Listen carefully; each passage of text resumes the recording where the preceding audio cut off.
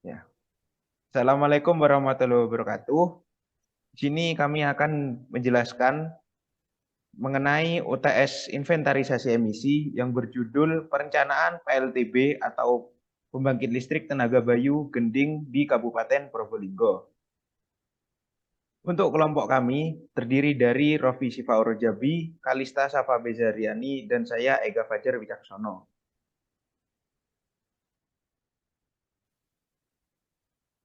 Selanjutnya yaitu ada topik pembahasan. Topik pembahasan yang akan dibahas yaitu pertama adalah usulan program, lalu yang kedua itu ada program CDM. Program usulan yang kami akan bahas yaitu pembangkit listrik tenaga Bayu Gending Kabupaten Probolinggo.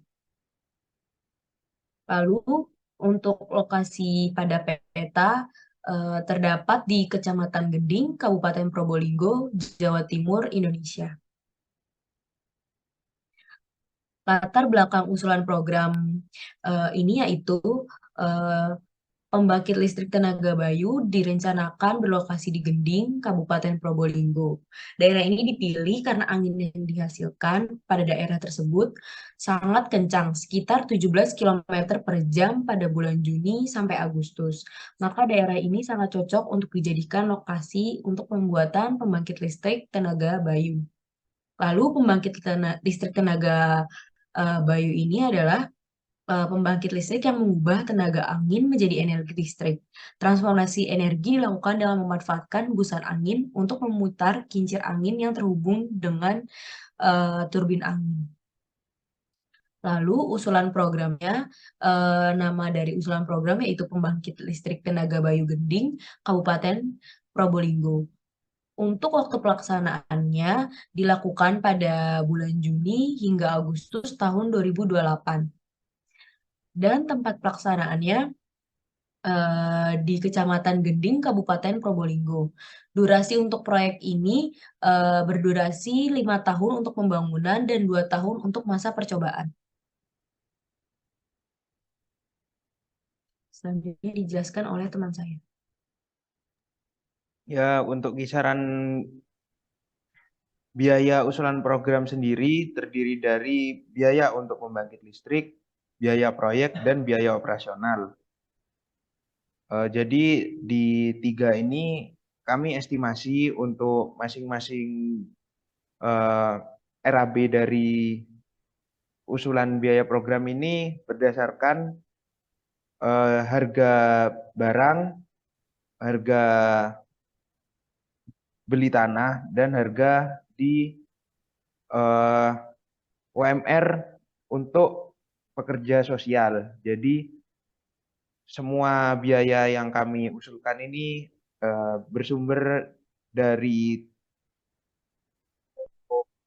online untuk yang pembangkit listrik. Untuk biaya proyek sendiri berasal dari UMK Kabupaten Probolinggo. Untuk biaya operasional sendiri kami estimasi dari eh, biaya perawatan untuk pembangkit listrik sendiri. Nah, untuk pembangkit listrik sendiri terdapat tiga komponen, yaitu jumlah generator WEG dengan kapasitas 950 kW, jumlah dengan dan pembangkit listrik WEG dengan kapasitas 1250 kW, dan serta turbin untuk yang digunakan dalam proyek ini berjumlah 16 buah. Nah, untuk harga pembang generator WEG dengan kapasitas 950 kW sendiri berjumlah 11 unit dengan harga sekitar 700 juta rupiah, dengan harga total dari 11 unit tersebut yakni 7.753.152.000. Untuk WG dengan kapasitas 1250 kW yang berjumlah 5 dengan harga masing-masing sekitar 734 juta rupiah dengan harga total 3.671, mohon maaf, 3.671.000.000 rupiah. Untuk turbin sendiri ini menggunakan turbin dengan ketinggian 110 meter dengan jumlah 16 unit dan masing-masing harganya sekitar kurang lebih 300 juta rupiah dengan total 4 miliar 800 juta rupiah. Untuk biaya pembangkit listrik sendiri dengan 3 komponen tersebut total harganya yakni 16 miliar 224 juta 152 ribu rupiah. Untuk 3 komponen tadi kami dapatkan dari harga di toko online yang sudah terpercaya. Dan selanjutnya ada biaya proyek. Untuk biaya proyek tersendiri juga ada 3 komponen, yakni untuk harga beli lahan, pengadaan WEG, dan pekerja sosial. Untuk pembebasan lahan, harga lahan di sini menggunakan lahan dengan luas 35,5 hektar. Nah, lahan dengan seluas ini kami dapatkan dari program yang kami gunakan sebelumnya atau referensi program yang ada di CDM ya dengan luas yang sama yakni 35,5 hektar. Dengan harga 1 meter perseginya ini kami dapatkan dari harga tanah rata-rata di Kabupaten Probolinggo dengan harga 1.800.000 per meter dengan jumlah total untuk biaya lahan yakni 639 miliar rupiah. Untuk pengadaan WEG sendiri sama seperti yang saya sebutkan sebelumnya dengan total 16 miliar 224 juta 152 ribu rupiah. Untuk pekerja sosial sendiri kami estimasi untuk seluruh pekerja berkisar 500 orang dengan biaya atau gaji sebesar kurang lebih 2.700.000 rupiah.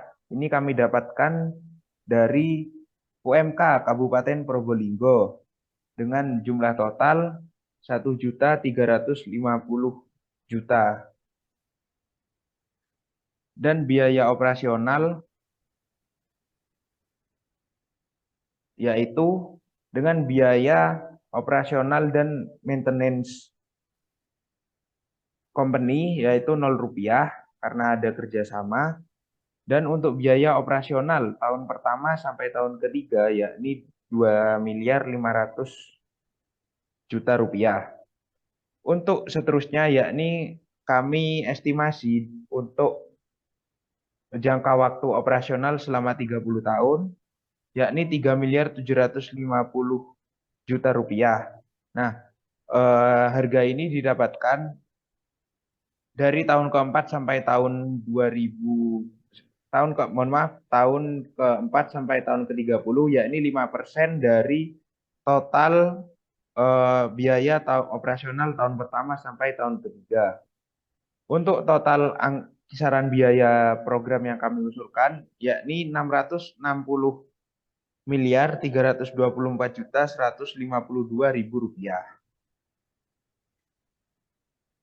Lanjut. Nah, referensi yang kami dapat untuk proyek CDM ini dari yang berjudul proyek CDM Emission Free Electricity Generation at Harihar Karnakata. Proyek ini yakni PLTB atau pembangkit listrik tenaga bayu yang ada di Kota Harihar, Distrik Karnakata di negara India. Jadi untuk kegiatan ini adalah proyek pembangkit listrik tenaga angin yang bertujuan memanfaatkan sumber daya energi angin yang tersedia di wilayah tersebut untuk diproduksi menjadi listrik bersih atau nol emisi dengan pemasangan Wind Electric Generators atau WEGS. Jadi proyek ini diharapkan ke depannya dapat menurunkan emisi yang dihasilkan dari pembangkit listrik yang sebelumnya menggunakan bahan bakar fosil.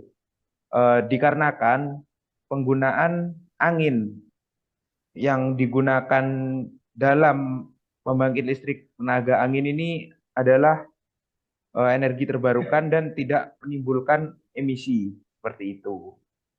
Lanjut.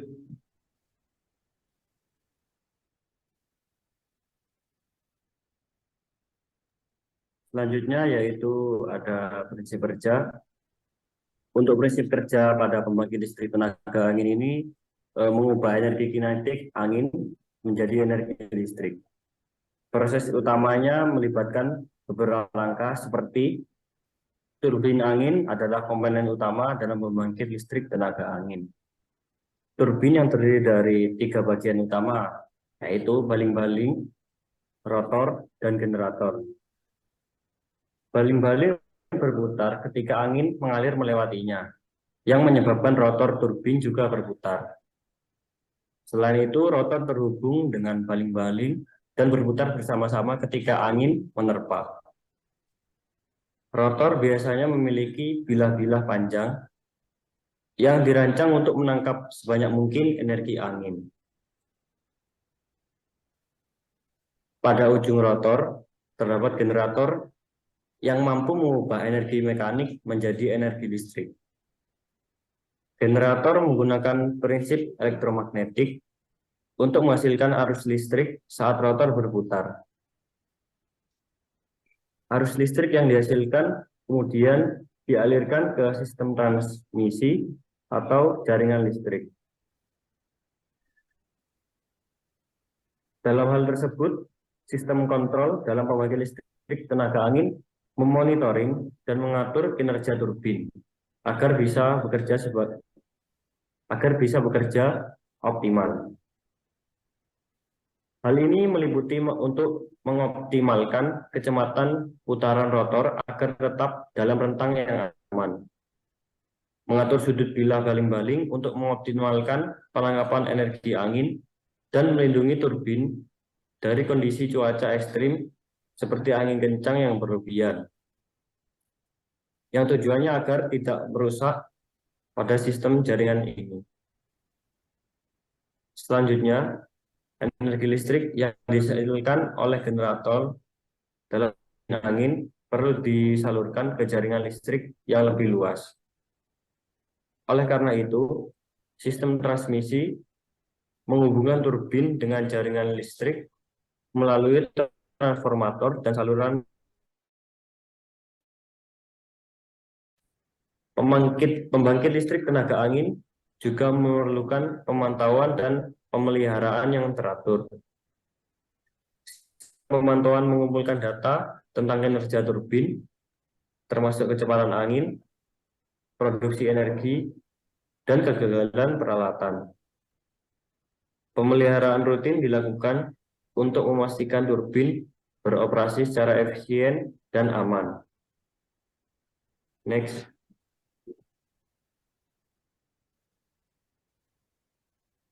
Selanjutnya yaitu adanya keberlangsungan proyek. Dalam proyek CDM ini, pihak yang terlibat sebagai penyedia dana yaitu MSPL Limited dan PVS and Brothers. Kemudian pihak pelaksana dari proyek ini yaitu pemerintahan India. Proyek dilaksanakan Basveshwar Samudaya Bhavan di Taluka Manali, Distrik Javanger. Proyek dimulai pada tahun 2005 dan diresmikan pada tahun 2010.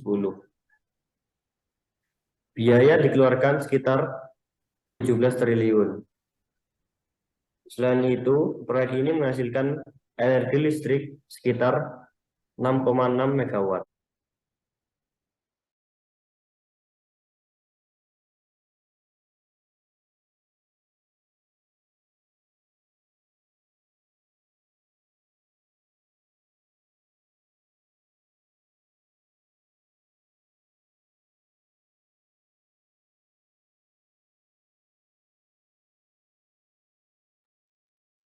Selanjutnya yaitu ada komponen-komponen pada pembangkit listrik tenaga bayu. Untuk yang pertama, ini ada blade yang seperti kincir angin. Fungsi dari blade ini mengubah energi angin menjadi energi mekanik yang terhubung dengan hub, kemudian terhubung juga dengan rotor. Rotor yaitu komponen yang ikut bergerak ketika blade bergerak. Pada rotor ada gearbox. Gearbox sendiri berfungsi untuk mendistribusikan poros putaran rendah ke poros putaran tinggi sehingga bisa berputar lebih kencang. Kemudian masuk ke brake system. Brake system berfungsi untuk menjaga putaran blade tetap stabil karena angin tidak bisa konstan. Selain itu juga menjaga turbin atau blade agar tetap optimal. Kemudian energi tersebut masuk ke generator. Generator yang berfungsi untuk mengubah energi gerak menjadi energi listrik. Kemudian masuk ke baterai yang digunakan untuk menjaga ketersediaan listrik dalam sebuah komponen. Kemudian terhubung dengan konverter yang mengubah arus AC menjadi arus DC ataupun sebaliknya. Kemudian dalam PLTB juga diperlukan controller yang berfungsi untuk memonitoring sistem tersebut. Kemudian energi tersebut masuk ke transformer, kemudian sistem protektor, dan masuk ke jaringan listrik dan dapat didistribusikan kepada masyarakat.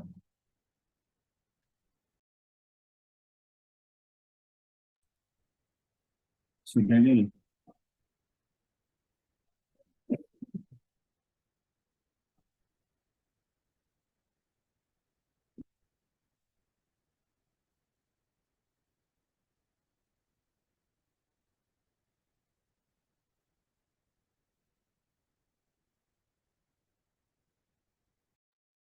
Selanjutnya yaitu ada pembahasan mengenai metodologi. Pada proyek CDM ini menggunakan metodologi anisotropi magnetic susceptibility atau yang disingkat AMSID dengan menerapkan konsep energi terbarukan yang menggerakkan kincir pada generator dengan bantuan angin yang mengubah energi gerak menjadi energi listrik. Next.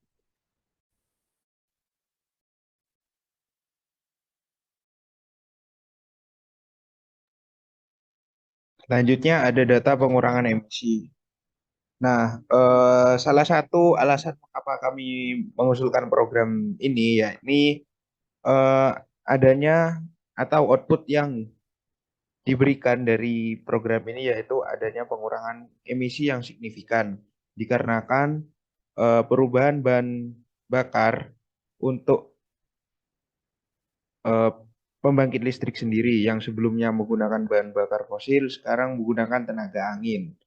Nah, untuk pengurangan emisi sendiri ini juga ditujukan untuk mencapainya target Indonesia dalam Enhanced Nationally Determined Contribution atau NDC, yakni komitmen Indonesia untuk makin berkontribusi dalam menjaga suhu global.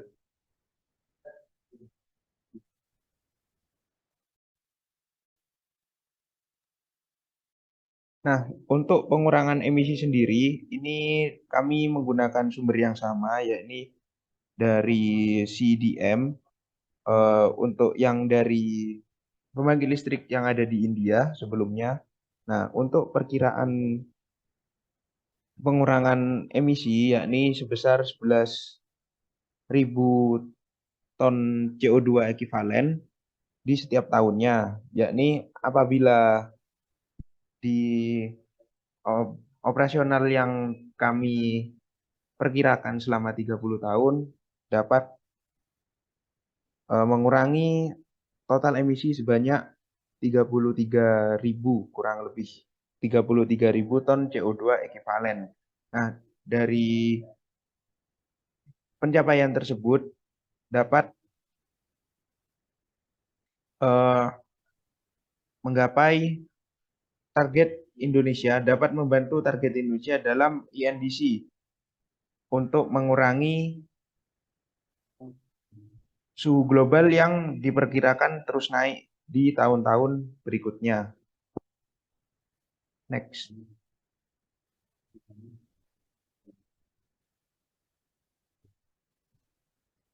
Nah, untuk referensi sendiri kami menggunakan CDM yang dari India, dan untuk beberapa bagian juga menggunakan dari kincir angin raksasa PLTB Sidrap yang ada di Indonesia. Next. Sekian dari kelompok kami. Mohon maaf apabila banyak kekurangan. Terima kasih. Wassalamualaikum warahmatullahi wabarakatuh.